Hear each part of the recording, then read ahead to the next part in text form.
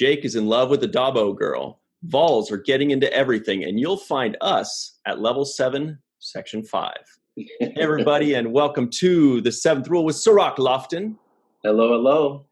My name is Ryan T. Husk, and today we are doing a review of Deep Space Nine's Season 2, Episode 17, called Playing God. It's directed by David Livingston, who's done quite a bit of episodes so far.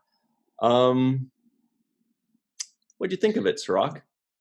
And how are you today, by the way? I'm doing all right. I thought it was pretty good. Shout out to David Livingston, one of the directors that I do know very well and have a good relationship with.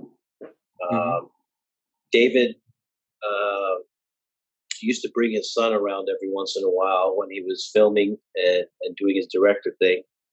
And I would hang out with him because he was, about the same age as I was. That's so cool. We did get into a few little trouble making back in those days. And it was nice. I'm shocked to hear that. It was good to get to know David a little bit and his son as well. So I think he's a good guy. I think he's a very genuine guy. And he's really passionate when you see him work. He's really intense. He's really focused on his work. He actually, in a lot of ways, reminds me of Aron in the way he approaches his work style. Really meticulous, always going back and forth and seeing if he can do something different or better. So, those are the kinds of ways that I kind of equate to him. Sounds like a great dude. So, and he directed so many episodes, at least in the first couple seasons here. Now, before we get fully into the episode, let's do another quick shout out. This one is to Brian Morrig Jr. of Phantom Battalion. What he did was he sent us this awesome thing. He crafted it. Yeah. Really That's cool. Awesome. So it's it's a pin. You can actually put it on your shirt or whatever. Show us the back real quick. I think it's got Aron's name on it.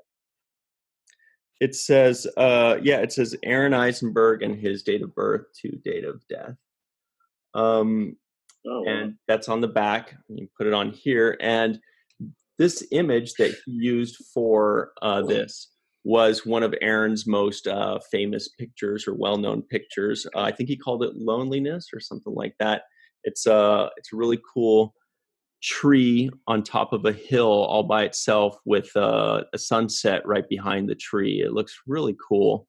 For those of you listening in, just check him out on reallifepictures.com. You'll see all of his images there. You'll see the picture we're talking about. And make a purchase, by the way. Buy some of his really cool artwork. When Brian sent us this, he crafted these just all by, on his own, of his own volition.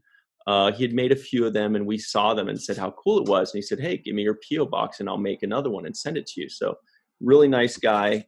It also came with this great little insert, and I'll read it out to everybody. It says, Captain Nog, memorable.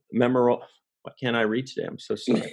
Memorial piece de bijou. It's because I was jumping ahead to the French part. I see. The bijou. What's that? Bijou means jewelry in French, so I got too excited. I forgot to read the English part first. Pièce de bijou, commemorating his honor and gallantry, as well as his invaluable service to Starfleet, an unwavering commitment to the ideals and principles of the United Federation of Planets, formerly known as the Aron Eisenberg Goodfellow Testament. So now the Goodfellow Testament is formally known. It's not formally, formally. So really cool. We really appreciate it. Even came with the envelope. That's pretty cool. Put in a ton of attention to detail there, and we just want to give him a shout out for all of his work. And now that comm badge, when you what is it made out of? Because it looks like it's wood or something. Yeah, it's kind of feels like it's the kind of plastic that they use for like tabletop game figurines. If you know those kind of figurines in tabletop games, I don't know the exact kind of plastic that's called, but it's a specific plastic. Sometimes 3D models are made out of this. I don't know if this is a 3D model or if it was made out of a mold, but that's the kind of plastic it is. So it's a little, it's a little bendable. You can bend it. It doesn't break, really cool.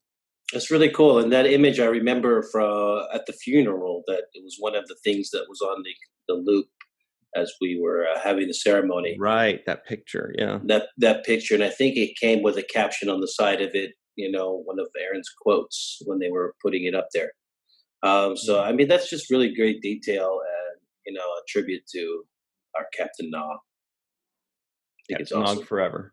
So, moving on into this cool episode, and the elephant in the room is that we get some really good Jake and Ben Sisko moments. And although the maybe the main character was Dax in this one, for sure, this was kind of a Dax-centric episode. The final decision and the moral dilemma, as usual, was put onto Commander Sisko's shoulders. And there was a really powerful scene between him and Jake Sisko. Jake is in love with the Dabo girl. What's up with that? Yeah. This is it. This is Jake and the transition as he's losing his childhood and starting to go into adolescence and being a young man, which is crazy because as a father now that I'm going through watching my child grow up, and it's interesting to see how children grow up and the things that interest them. And yes, and as they start to become aware and self-aware and start to look at other people and take interest in girls or boys, it's a nightmare of an experience as a father, but it's great when you're the when you're the kid, right? It's only going to get worse. Your daughter, Your daughter's what, like 10 or something? Yeah, she's only 8 right now, so you're not out of the woods yet, man. No. She knows the words to songs that I'd rather not. But so that's just part of the growing up, though. These kids, they talk, they communicate, they're at school, and they share all these information and ideas. And it's just part of life. But I think that it was a special scene to see that kind of happen with me and my dad in this episode. You could see how genuinely excited Jake is to have discovered, finding somebody, a significant person to be with. So, it just reminded me of the kind of moments we used to have. There were a few looks that Sisko gives me, that Avery gives me in that scene. Sure. And I remember those looks quite vividly. Those were the, you better not be saying what I think you're saying. You recognize those, yeah. Oh, yeah. And I think it's safe to say, by the way, that we can all assume that you're now in love with an older woman, right? I mean, we can. Yeah, well, she's not a girl. I don't think they have 16. Yeah, they don't have 16-year-old Dabo girls, and you made it very clear she doesn't like to be called a girl. Right. And then I go right off to "I Love Her, Dad," which is hilarious because it's like, what do I know about love? But I think it's pretty good because in the beginning you see Sisko's like, no, I'm not having this, right? He's like, originally when he first hears this, he tries to shut it down. Then he realizes, okay, wait a minute. I have to play this differently. I can't approach this the way I really want to, which is, shut it down. No, you're not going to do this. I have to get to know about my kid and what she's going through, and what his heart is telling him, what his mind is telling him, what is he experiencing out here on the station. So he started to realize, okay, this is an opportunity to do some bonding, and as much as I hate to have to swallow this, I'm going to have to do this and tough it out. Yeah, and he kind of made a change too. At first, he was kind of like, no, you're not, or what's going on, Right. But then once you told him who it was, and that, it was, or he guessed, he said, wait a second, it's Marta, isn't it? Right.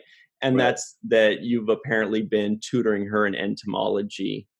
And once that happens, he softens up, and then he actually wants to meet her and talk to her and do dinner, because I think it's because he thinks, oh, this isn't just some random thing where he saw some girl and he thinks he fell in love. It's a girl he's actually been spending quality time with. it's the quality of girl he probably thinks is higher than what he may have expected, because he's like, oh, this lady, she's not just a Dabo girl. She's a Dabo girl that's going to school, going to college. She's studying. She's trying to move up and do better things with herself or for herself.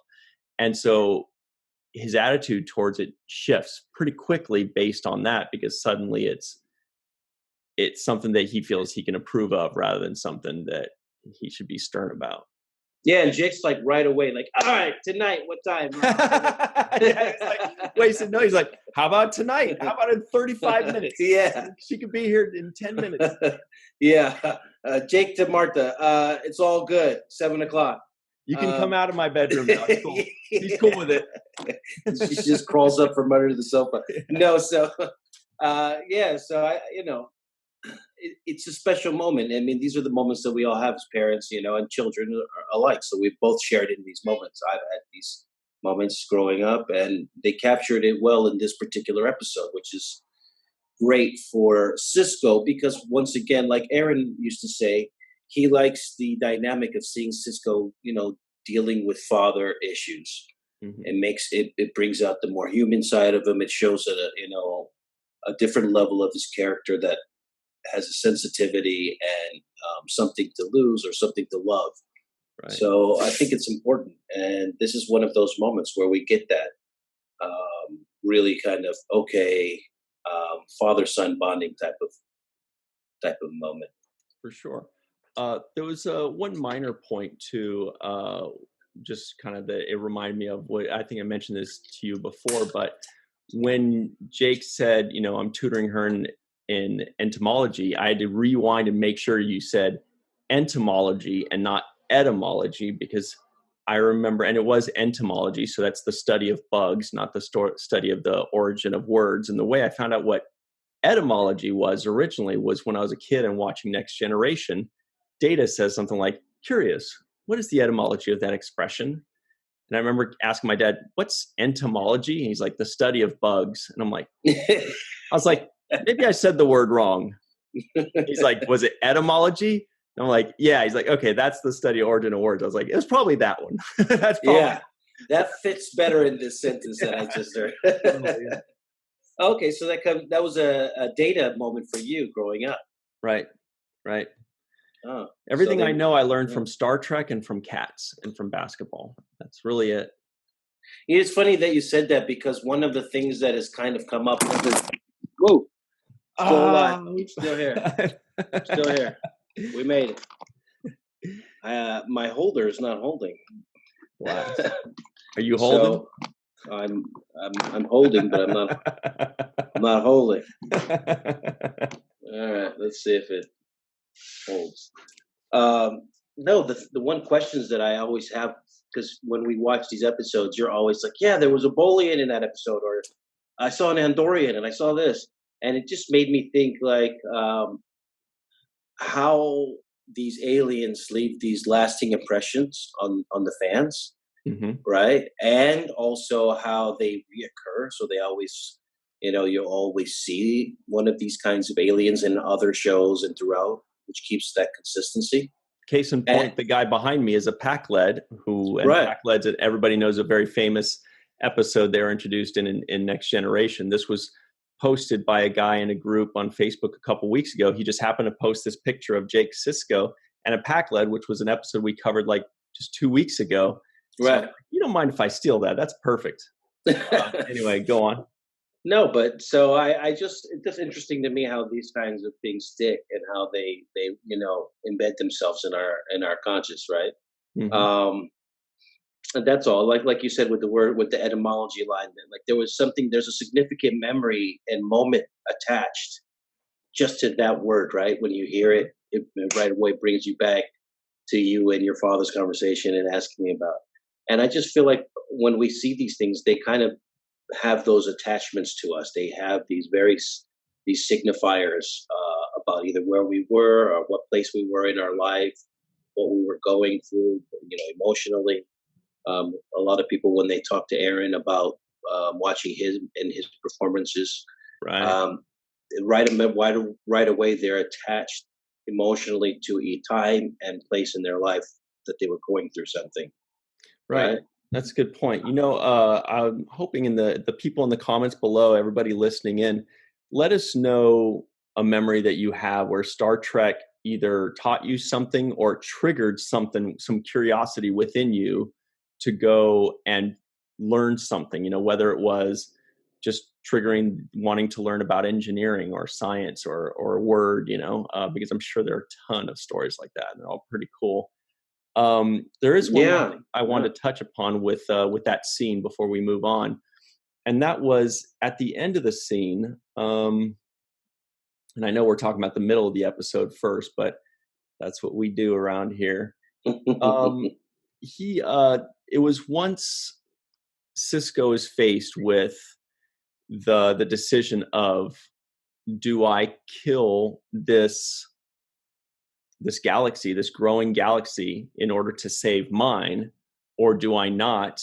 And then, the moral thing is to not kill it, but then suddenly your own galaxy is going to get killed. So it seems like a pretty obvious answer. And then Kira also chimes in pretty powerfully, but he says, give me an hour. And he goes home with this decision to make. And then that's when he has the scene with you, Cirroc.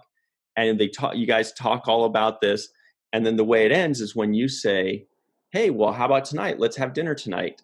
And then suddenly Commander Sisko's mood goes from like jovial and excited back to somber with the weight of the world on his shoulders. And he kind of says, tonight's not good. Maybe tomorrow. And that kind of, I think it also not only reminds him of what's at stake, but it helps him to make his decision, which is like, I'm never going to see my son's new girlfriend. I'm never going to see my son again. I'm not going to see him grow up. I'm not going to see any of this stuff unless I make this particular decision right now. Yeah, I never thought of it that way. And yes, that is, in the flow of the episode, that's what he does. He says, I need a break to think about this. Mm-hmm. I'm not going to make a decision right here on the spot. And I think the line was, would I be different? He said, my mind goes back to the Borg. Would I be different if I destroyed another universe to preserve my own? Right. And he didn't, you could see that, number one, you can see the kind of impact that the Borg made on Sisko, right? Like, Here we are in the second season. We haven't had any Borg in any episodes, but yet his mind goes right back to the Borg because of Jennifer and my mom in the opening episode. Mm-hmm. So right there, it just says, boom, he's in this place where it's like life or death. The Borg, right? They come. It's just the end of your existence, basically. Right, and they're completely indifferent, to other people's lives. Right, and so he doesn't want to make that. He doesn't want to enter it with that kind of indifference, as you were just highlighting. He doesn't want to enter the thought without thinking about whatever it is, life forms that he could be, trampling on. It was funny because I think there was a line where Kira says, it's like stepping on ants. And Odo's like, I don't step on ants. And I just thought it was hilarious, him saying he doesn't step on ants. Right. So we do have, we've got about 5 minutes before we take our first break. Let's talk about just this episode as a whole here. It was clearly kind of a Jadzia episode where we can kind of sink our teeth into her a little bit more, kind of see what kind of character they are creating out of her and how she has, a multitude of lives and there's just so much depth to her character that it makes really the possibilities endless, Yeah, and I think what really is good about this particular episode is this character, Arjun. I think that's his name, right? Arjun, yeah. Arjun. Yeah, when Arjun pushes her and really challenges her, like I think he yells at her and he's like, something, you're not even worth it to that extent or something like that, right? No wonder Curzon terminated your training. You're so far below the standards as you are, is what he said. But he really just like, he raises his voice. He's really has a high temper, And I think it was that kind of activated Dax, right? Because everything was going smooth up until then. Okay, yeah, you need to do this and go touch that button over there and bring me one of these things over here. And it was going all right, and he was being real cordial and like, yeah, I need to do this in order for my training to be complete. But then when he snapped, that's when we started getting into the meat of the episode. That's when Dax started to analyze her own experience with, having this host, the symbiont, come inside of her, and what it meant to her to have to be humiliated by Curzon, essentially, right? Right. Mm-hmm. In order to win his approval. So I think that's what we really got, and we got an insight onto how Dax is and why she is how she is. So I think that was really good at setting up for us as the audience. Okay, so there's like an inner conflict going on with her, right? She kind of doesn't like Curzon. Even though outwardly she's supposed to be this cool cucumber, like when they say, everybody's freaking out about the Vols on the ship, and she's like, "Oh, Vols, I can take care of those," and she just kind of grabs a phaser. We also, one thing I want to touch on before we hit the break is really quickly, it opens up with her playing Tongo with the boys, with the Ferengi, and it's not only does it give us depth into her character that, she's one of the boys, she's one of the cool people, she just likes to embrace other people's cultures and other races, and win. But on top of that, we also get to see a little bit more depth into the Ferengi themselves, because we get to see more about Tongo, the famous Tongo game. And when she's going to leave, and Quark says, "You can't leave now, you're winning." They need to get their money back. And then she walks off and he goes, "Female," So things like that, really, I love to see that because it gives us depth on her as a character. It gives us backstory on, just the Ferengi culture and the Tongo game, which tells us more about them. Yeah, and it's funny because it actually is consistent with what we've been seeing so far. So throughout the series, we've been watching Bashir really be inappropriate, right? And how he's making advances towards her. Consistently. Where she would have a very good claim for sexual harassment if she was in today's legal sense. But but I only say that because here she is now playing with the Ferengi, and they're calling her, you woman, and this and that. And they're the worst of the worst. Yeah, they're the worst of the worst. And it doesn't faze her, right? It doesn't faze her, which is consistent with what we've seen her in the past. She's like, "Oh, so Bashir, stop it," It doesn't faze her with the way it phases us watching it, and say, "Oh, yeah." When we watch it, we're like, "Oh boy, here we go again." Right. It's like, this is brutal, but she's totally cool with it, and once again, it's like I said, it's consistent with who she is. She's really like she allows other people to kind of be themselves and doesn't really try to mold them or steer them to be somebody that she would be like, like better. Right. That's a good point. She just kind of lets people be themselves and doesn't really let it affect her too much because she's lived so many lives. She just kind of like, I've seen it all. You can't surprise more kid. Right. So, I mean, point. Yeah. So, I mean, what better than having the experience of being an old man to know, okay, this is what guys do. Or even a few old men. Right. So she would understand more than anybody, that's just guys being guys. We got to run to a quick break. The 3 trivioids we hit were Jake is in love with a Dabo girl. We covered that. Vols are getting into everything. We'll kind of covered that. And you'll find us at level 7, section 5, where in the opening scene, Bashir explains that's the computer's way of saying that Dax is in Quark's bar. Because when he says, "Where's Dax?" Level 7, section 5. That's Quark's bar. That's Quark's bar. Are going to come right back with the 7th rule.